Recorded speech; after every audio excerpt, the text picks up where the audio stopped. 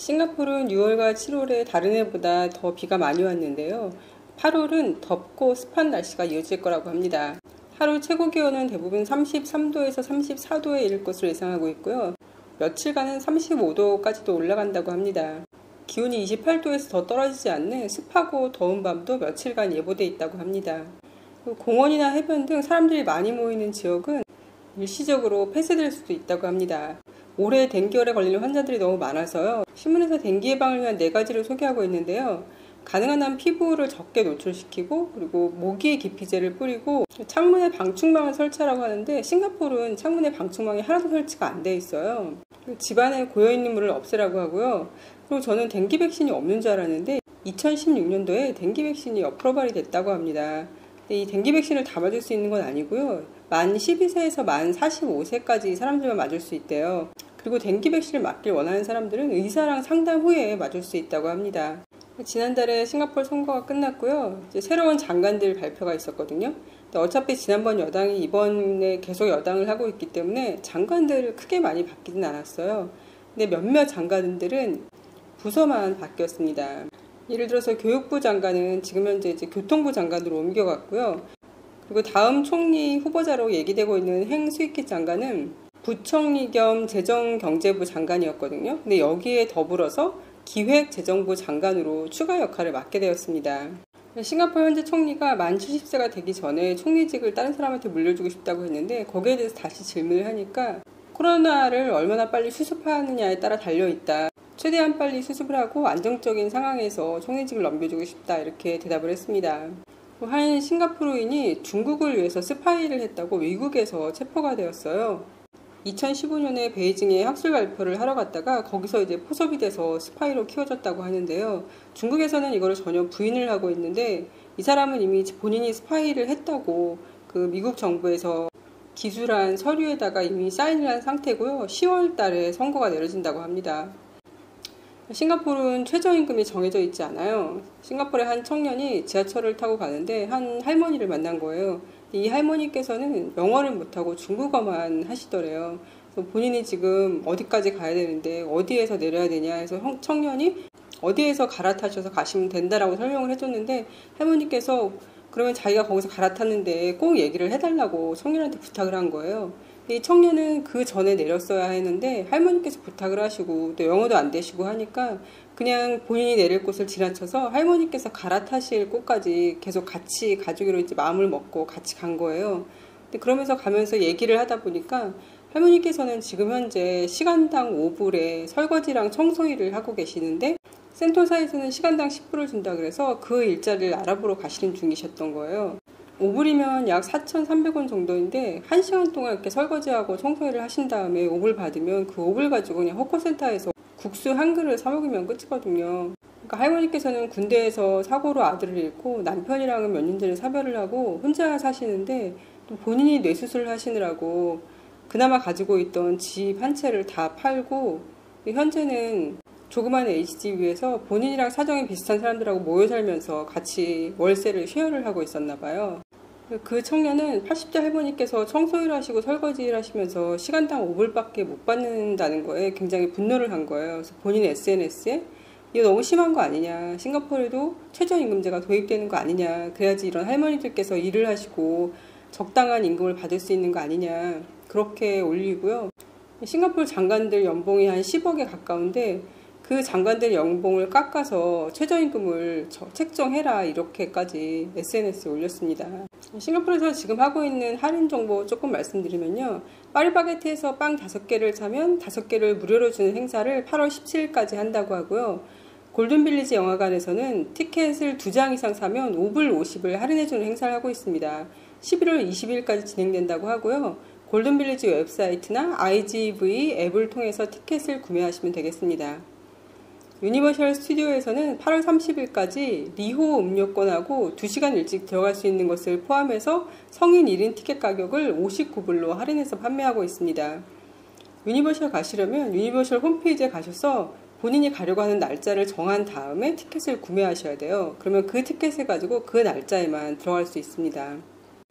가든스 바이 더 베이에서는 8월 3일부터 8월 31일까지 플라워돔과 클라우드 프레스 티켓을 구매하시는 분들에게 내년 2월 7일까지 무한 방문 가능하고 셔틀 서비스도 무료로 이용할 수 있게 해준다고 합니다. 어른 20불, 아이 12불인데요. 가든 바이 더 베이 웹사이트에서 구매가 가능합니다. 가든 바이 더 베이는 연간 회원권을 2번이나 끊어서 작은 아이랑 굉장히 많이 다녀왔거든요. 처음 가면 클라우드 포레스트에 있는 실내 폭포가 굉장히 웅장하기 때문에 그게 인상이 깊지만 그래도 자주 가기 좋은 곳은 플라워돔이에요. 왜냐면 플라워돔에는 계속 테마를 바꿔서 새로운 거를 꾸미거든요. 특히나 봄에 벚꽃 주제로 꾸밀 때도 예쁘고요. 수국 주제로 꾸밀 때도 예쁘고 문 페스티벌이랑 크리스마스 때는 항상 갔었어요. 왜냐면 너무 이쁘게 꾸며놓고 아이 사진 찍어줄 것도 굉장히 많았거든요. 코로나만 아니면 티켓 사서 내년 2월까지 또 아이랑 같이 많이 다니고 싶은데 플라워돔하고 포레스트돔이 전부 실내라서 좀 꺼려지는 게 사실입니다. 한 남성이 옥스포드 거리에서 일회용 마스크로 중요한 부분만 거리고 나체로 거리를 활보한 거예요. 아무래도 영국에서 샵 내에서는 마스크 착용하는 게 의무화가 됐거든요. 여기에 반항하는 의미에서 저런 시위를 한 게 아닌가 싶습니다. 홍콩은 현재 최고의 감염률을 보이고 있지만 락다운은 고려하고 있지 않다고 하고요. 대신 2명 이상 모이는 걸 금지했고 공공장소에서 마스크 착용이 의무가 됐습니다. 오스트리아 빅토리아주는 계속해서 코로나 바이러스 감염 숫자가 많아지고 있다고 하고요. 보스니아에서는 장관이 코로나 바이러스로 사망하는 일이 있었습니다. 인도네시아는 코로나 바이러스 감염자가 줄지 않고 계속 늘어나는 가운데 발리에 7월 31일부터는 내국인 관광객을 받기 시작했고 9월 11일부터는 외국인 관광객을 받는 것을 목표로 하고 있다고 합니다. 러시아는 8월 10일경에 세계 최초로 백신을 내놓을지도 모른다고 하는데 이거는 더 지켜봐야 될 것 같고요. 베트남은 다낭발로 확진자가 생기기 시작했는데요. 코로나 바이러스 재발을 막기 위해서 15일간의 락다운을 앞두고 다낭에 왔던 모든 관광객들이 탈출했는데 아직까지 400명의 관광객이 남아있다고 하네요.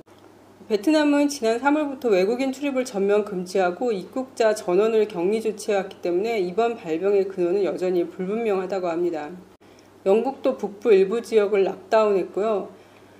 전 대통령 후보이자 트럼프 지지자인 헤르만이 트럼프 선거대에 마스크를 하지 않고 참석했다가 코로나에 걸려서 결국 사망했다고 합니다.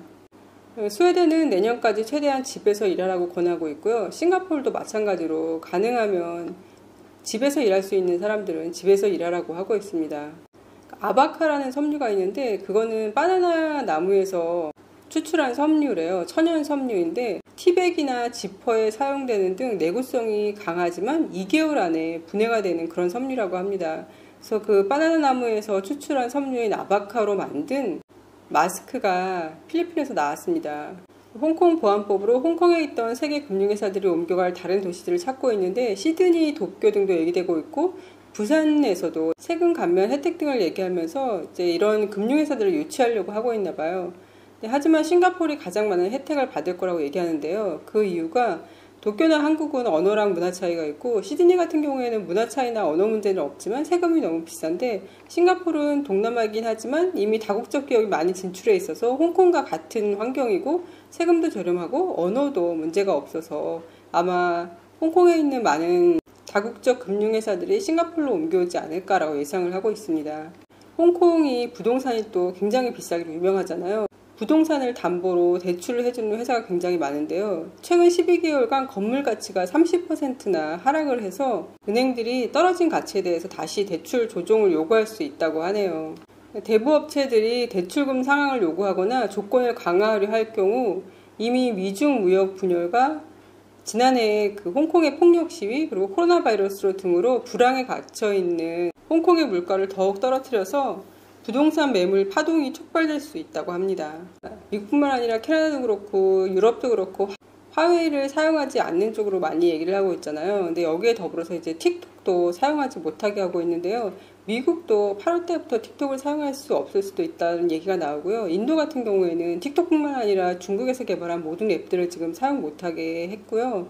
호주 같은 경우에도 틱톡도 문제가 없는지 지켜본다고 했는데 일본에서도 틱톡을 제한해야 된다는 얘기가 자민당 의원들 사이에서 나왔다고 합니다.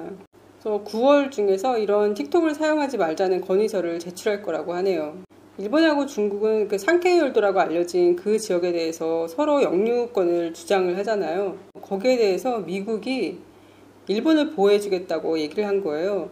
왜냐면 중국이 그쪽이 본인들 영토라고 하면서 그 섬 지역에서 중국 배들이 가서 고기를 잡을 수 있도록 하겠다라고 발표를 한 거예요. 거기에 대해서 미국이 중국으로부터 일본을 보호하겠다고 하면서 그 섬을 이제 본인들이 보호해주겠다고 얘기를 한 거예요. 그러자 중국 정부에서는 바로 또 반발을 했습니다. 그 섬은 중국의 영토이고 그리고 평화를 지켜야 된다라는 식으로 얘기를 하고 있네요. 요즘 전 세계적으로 코로나 바이러스가 다시 재유행을 하고 있으니까 또다시 한국의 방역 시스템이 외신 언론에 나왔습니다.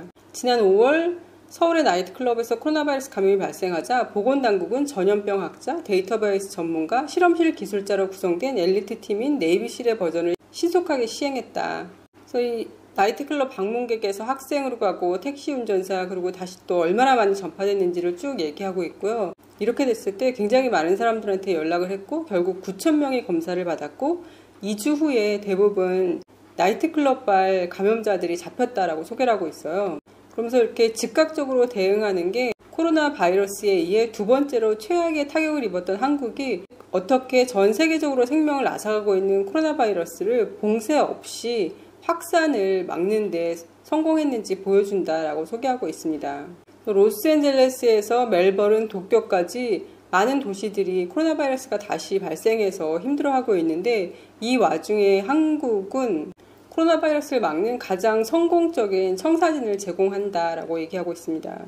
한국의 전략은 중국 일부 지역의 가혹한 폐쇄나 뉴질랜드가 바이러스를 완전히 근절하기 위해 시행한 관광 봉쇄와도 대비된다. 한국은 위험천만한 핫스팟을 꼼꼼하게 공략한 뒤 대부분의 사람들은 방해받지 않고 삶을 영위하고 기업을 운영할 수 있도록 허용하고 있다. 다른 나라 같은 경우에는 알 수 없는 감염 경로가 50% 이상인 데 비해 한국 같은 경우에는 8%로 굉장히 낮다라고 얘기하고 있고요. 한국 CDC에서 근무하시는 분이 우리가 목격한 집단 감염은 눈 깜짝할 사이에 발생했다라고 말하면서 만약 우리가 작은 연결고리를 놓치거나 작은 세부 사항들이 스쳐 지나가게 한다면 아마 집단 감염이 굉장히 많이 퍼질 거라고 경고를 하고 있습니다. 의료진분들이나 질병관리본부나 정말 고생하시는 것 같아요. 한두 달 안에 끝날 것 같지 않으니까 이분들 수고를 좀 줄여주기 위해서라도 개인 각자 정말 조심하고 철저하게 예방을 해야 될 것 같습니다. 빌 게이츠가 문재인 대통령님한테 서한 보낸 것도 소개하고 있는데요. 한국 제약 회사인 SK바이오사이언스가 내년 6월까지 2억 개의 코로나 바이러스 백신 키트를 생산할 수 있을 것이다 라고 마이크로소프트 공동 창업자가 문재인 대통령에게 서한을 보냈다라고 얘기하고 있습니다. 그리고 한국과 미국 사이에 미사일 지침 개정 합의하기로 한 것도 소개하고 있어요. 이번에 개정이 합의됨으로 인해서 한국 자체적으로 고체 연료 추진체를 기반으로 저고도 발사체를 발사할 수 있게 되어서 군의 정찰 능력이 획기적으로 향상될 것이다 라고 얘기하고 있습니다. 그리고 또 한국은 800km로 제한되어 있는 미사일 사거리를 높이기 위해서 다시 또 미국과 또 다른 개정을 위한 논의할 준비가 되어 있다라고 소개하고 있네요. 미사일 사거리를 높이지 못하게 하는 게 미국이 우리나라만 못하게 하는 건지 다른 나라에도 이렇게 하는 건지 모르겠습니다. 아무튼 대한민국 화이팅이고요. 오늘도 건강하세요.